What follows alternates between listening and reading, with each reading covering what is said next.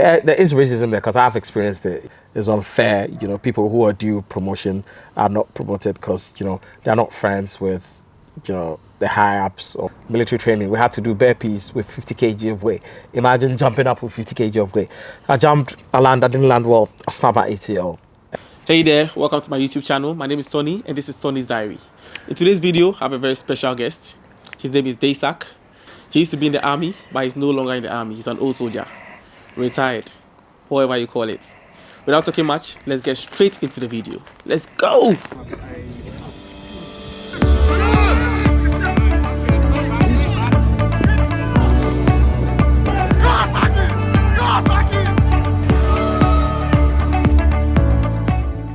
Charlie, you're welcome. Thanks, bro. Welcome to Tony's Diary. Thanks, Tony. How is life treating you in the civilian world? It's interesting. Still adjusting. It's quite boring. Not as fast-paced as the army, but we're still getting there. Can you give us a brief history on yourself? Well, I'm a mixture of Ewega and Ashanti. Born in Accra, went to school in Koforidua, did building and construction, moved to, I live on campus, University of Ghana campus. So I did my social work there, worked with research consultancy and development. And for my love for tourism, I moved to the UK to do my master's. The first one was in international development and tourism. Second one was in international development in Brighton. And then I joined the army. Okay. Yeah. Nice one. Nice background. As a child, did you envision yourself ever being in the army, or even whilst you're in uni, do you ever think you'll be in the army? Yeah. Interestingly, so I was in a cadet corps in Koforidua Sectec, the secondary education, and then the uni education as well. I was in the cadet corps. Oh, okay. But I was thinking maybe I might join the Ghana army, but life got busy as I finished my first degree. Working with a research consultancy in development, I was quite busy, so I didn't even look that way until I moved to the UK. So yeah, how did you hear about the British Army? Well, so I had a couple of friends. First off, I always wanted to serve the Queen, so I was quite glad I got an opportunity to serve her for a tad bit of time. I had three friends during my masters, and they all wanted to join a parachute regiment. So we all wanted to join as officers. So that's how I had of the British Army. Fast forward, assessments. How was your assessment like? Assessment was nice. It was strange because I was expecting to go to assessment around because I lived in London. Okay. I was hoping to go to Camberley for our assessment because obviously I wanted to go officer training, but I was taken all the way to Glencore in Scotland. I arrived there. There were a couple of people who was also coming to do the assessments, and they were all going officer training. So I was like, cool. I did a TST, smashed it. Did a cognitive, smashed it. And then after everything, there's a conversation where they tell you what role you're being given and all that. And the lady told me the only thing they have to offer is guardsman. I said no.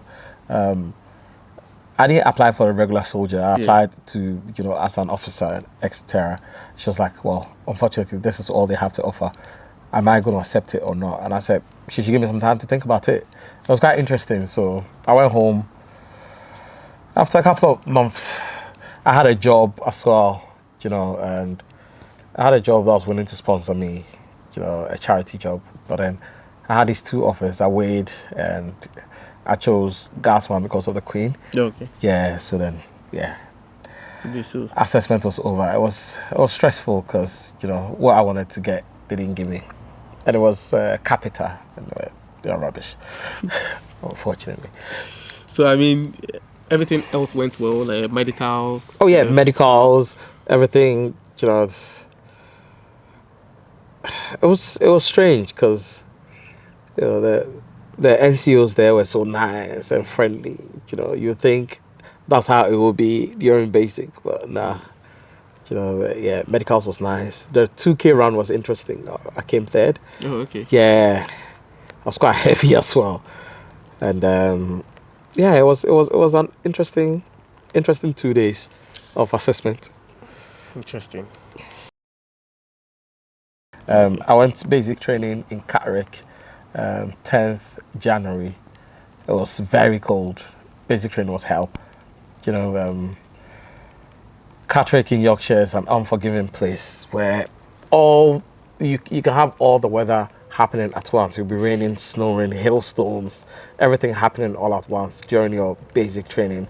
Intro X1, teaching us how to put up a basha, all the shenanigans, and it would be raining, it would be cold. And it was at that point where I questioned myself, like, is this really for me? But I was quite focused, so I soldiered on. But it was challenging times, especially for a Commonwealth soldier, who's used to 38 degrees heat irregular. You come here and it's cold wind, it's just unforgiving. So it was challenging, but it went well.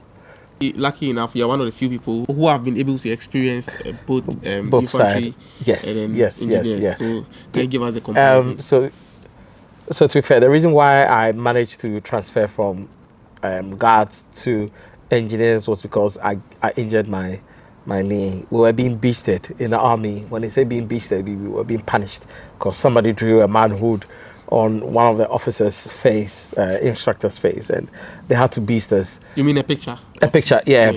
In our, we call it dormitory, but in our blocks, they have all the NCOs looking after us. They have their pictures there. Somebody went to draw on one of the NCO's face, the officer's face, and it was crazy. We had to pay for it, and we paid dearly. They made us carry 50 kg of weight. We went for a tab, came back, and for those who know about military training, we had to do burpees with 50 kg of weight. Imagine jumping up with 50 kg of weight. I jumped, I didn't land well. I snapped my ACL, and I got back squatted. I went to Falklands. Falklands is a rehab center for parachute regiment and guardsmen. So it was interesting. It's interesting training with the paras. Made some really good friends. Interesting training. The way you went to the engineers? Yeah, and then I transferred to engineers, and I realized that it's just day and night. Infantry versus engineers. Engineers, you're trained to be a thinking soldier. Infantry, you're trained not to think but obey orders. That's how I see it. It's my personal opinion. I really care what you think. This is what I experienced, and they treat you like human beings. They treat you like somebody who can think for themselves. So yeah, that's the major difference. Engineers are better. Sorry. I mean, there are most infantiers who say infantry is better, but yeah, like you said, it's your own opinion. It is what you experience as well. Yeah. Let's talk about the benefits of being in the British Army. What are some of the benefits that you experience whilst being in the army? I mean, so much. Where do I start from? When you go through phase 1, phase 2, and for us phase 3, you go to regiments, and that's where you have your own space. So between 8 a.m. and 4 p.m. you're working, and then so between 4 p.m. till the following day, 8 a.m. where you're expected to report on parade. Wherever you do your life, nobody really cares. So you can decide to camp a girl in your camp for however long. Nobody really cares once you turn up for training. So accommodation is a big one. Food, we have heavily subsidized food in our messes. General ranks mess. The food is quite cheap, £5, £5 you can get a decent meal, and you get driving License. qualification. In engineers, technically you're required to do the driving in a week. So on Monday you go into class to do theory. Tuesday you do the theory test. You're expected to pass as an engineer. Wednesday you start your practicals driving. Thursday you do practical driving again. Friday you do your test. You have to smash it, and then the following week, if you're lucky, depending on the numbers up in Hull, you're supposed to go up from Gibraltar Barracks to Hull to do your C and C plus E, and then you do your farms.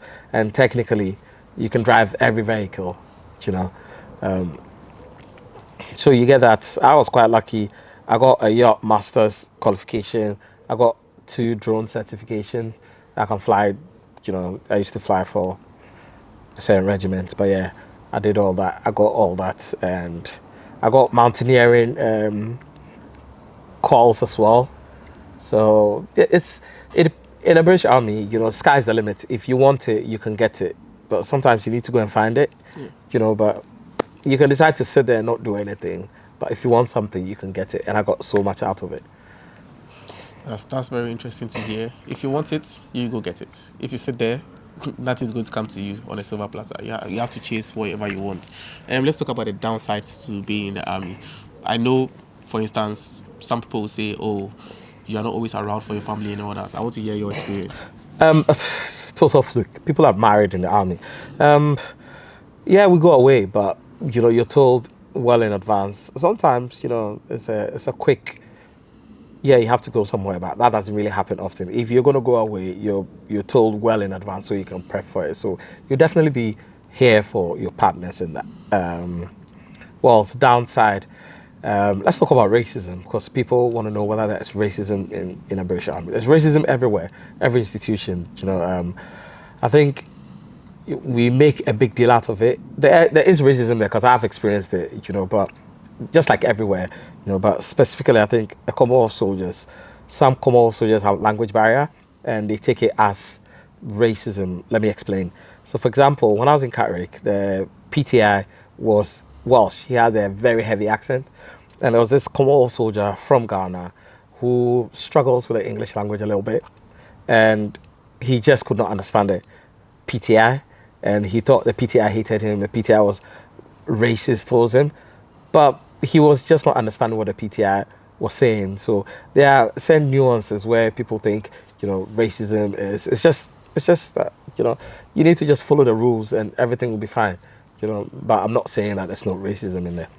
And promotion, for me personally, I think sometimes it's unfair. People who are due promotion are not promoted because they're not friends with the high ups or the senior NCOs. You don't really joke and laugh with them, so nobody gets, you don't get that recognition that you need. So promotion is a big one. Accommodation is rubbish depending on where you find yourself. If you're 3-6 engineers, for those who know 3-6 engineers, it's a place called Dundas Block. It's horrible block. Accommodation is horrible. But aside that, there's downside to every organization, but I think the downside outweigh the positives and benefits heavily outweighs the negatives. But I know people will say, and I never talked about getting a British passport as a Commonwealth soldier, and it's a huge benefit. I know some of our British colleagues think that's the only reason why we joined the army, but whatever they think, we don't care.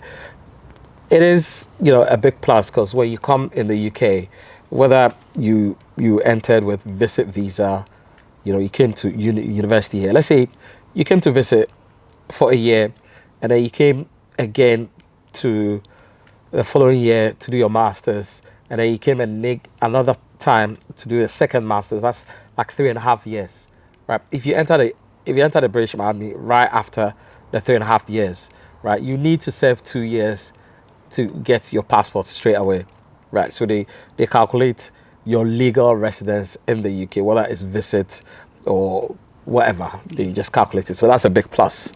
So I'll say the benefits outweighs the negatives, the downside. See, yeah. So you all heard it. There's always in every institution, in every aspect of life, there's good and there's bad. But then life is what you make it. Take whatever you can out of it, and then you'll be good.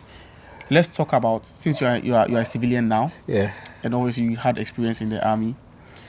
Let's compare being in the army to civil streets.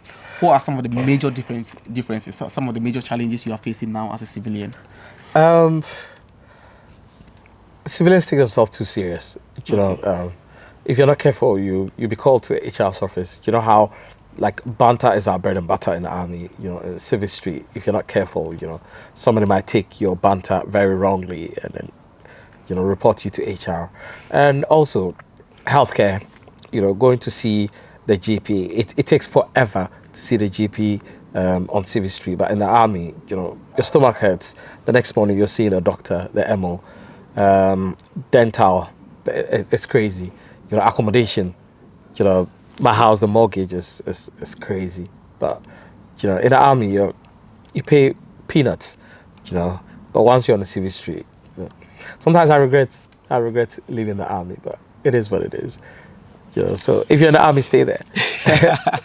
All right. So finally, before you go, give advice to people out there who want to join the British Army. They've been watching videos about the British Army. They're in love with the British Army. I've got so many messages in my DM. I can't respond to everyone, but yeah, give an advice to people out there. I mean, to be fair, starting with, you need to subscribe to this channel, and Capita is doing its best. I know they're rubbish. I don't care. They're rubbish in trying to manage this, but all I can tell you is run, and keep running in preparation to this. And if you can, run with weight, because there's something called tabbing, and it will mess you up if you don't prepare for it. If you start doing it now, when you enter into the army, in basic training, in your lifetime in the army, it will be smooth. It won't come as a shock to your system. So run, keep running with weight. That's all I can tell you. And you can call Capita, call the recruitment office and bug them. If you don't push, you won't get. So that's what I'm going to say. Call them and keep running with weight. I still try to run as and when. I'm fat now, but I'm still fit. So run. Yeah, guys, he's a content creator as well.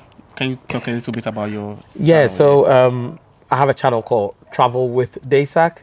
I do vlogmentaries, so I do vlog in a documentary style. I do hikes, I do adventures.